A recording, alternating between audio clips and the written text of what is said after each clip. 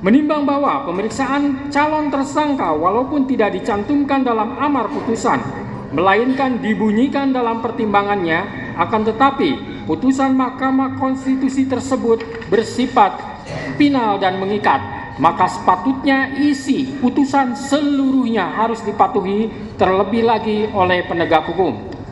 Menimbang bahwa keharusan adanya pemeriksaan calon tersangka di samping minimum 2 alat bukti tersebut semata-mata bertujuan untuk memberikan transparansi dan perlindungan hak asasi seseorang agar sebelum ditetapkan sebagai tersangka sudah dapat memberikan keterangan yang seimbang dengan minimum 2 alat bukti yang sah yang telah ditemukan oleh penyidik.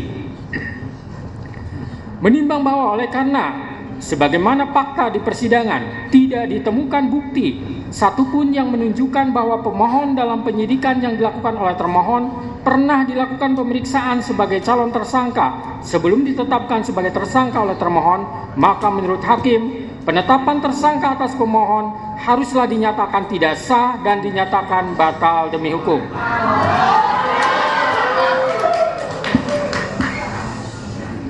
Menimbang bahwa berdasarkan pertimbangan di atas, maka alasan-alasan permohonan pra-peradilan yang diajukan oleh pemohon haruslah dinyatakan beralasan menurut hukum dan patut dikabulkan.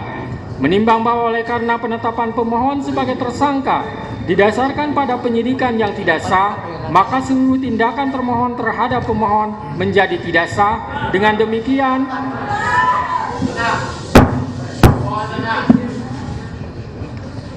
Dengan demikian petitum dalam permohonan pra-peradilan pemohon secara hukum dapat dikabulkan untuk seluruhnya. Menimbang bahwa oleh karena permohonan pra-peradilan pemohon telah dinyatakan dikabulkan untuk seluruhnya, maka biaya yang timbul dalam perkara ini dibebankan kepada negara. Memperhatikan Undang-Undang Nomor 8 Tahun 1981, Putusan Mahkamah Konstitusi Nomor 21/PUU 12 Romawi/2014 serta peraturan lain yang bersangkutan. Mengadili 1. Mengabulkan permohonan pra-peradilan pemohon untuk seluruhnya. 2. Menyatakan proses penetapan tersangka kepada pemohon berdasarkan surat ketetapan nomor STAP/90/5 Romawi/Res124/2024/Diskreskrimum tanggal 21 Mei 2004 atas nama Peggy Setiawan beserta surat yang berkaitan lainnya dinyatakan tidak sah dan batal demi hukum.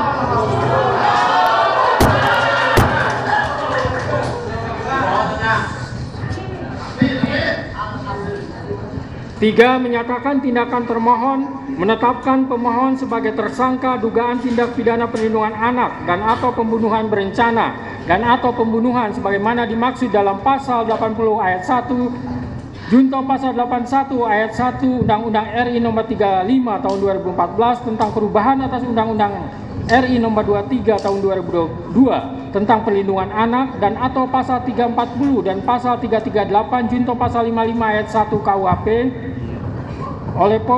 oleh Polri Daerah Jawa Barat Direktorat Reserse Kriminal Umum termohon adalah tidak sah dan tidak berdasarkan atas hukum.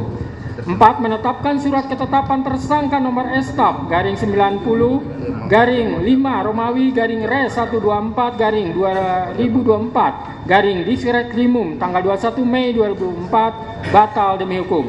5. Menyatakan tidak sah segala keputusan dan atau penetapan yang dikeluarkan lebih lanjut oleh termohon yang berkenaan dengan penetapan tersangka atas diri pemohon oleh termohon.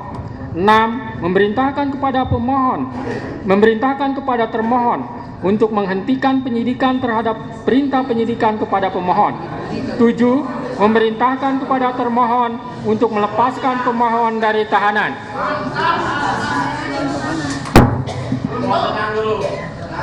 8. Memulihkan hak pemohon dalam kemampuan, kedudukan, dan harkat serta martabatnya seperti sedia kala. Dan 9. Membebankan biaya perkara kepada negara.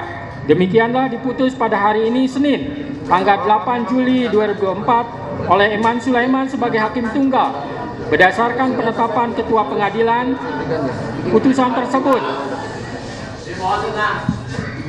putusan tersebut diucapkan dalam persidangan yang terbuka untuk umum pada hari ini oleh hakim tersebut dengan dibantu oleh Muhammad Al-Atta sebagai panitera pengganti pada PN Bandung dengan dihadiri oleh kuasa pemohon dan kuasa termohon. Demikian putusan sudah dijatuhkan. Intinya permohonan pra-peradilan dari pemohon dikabulkan.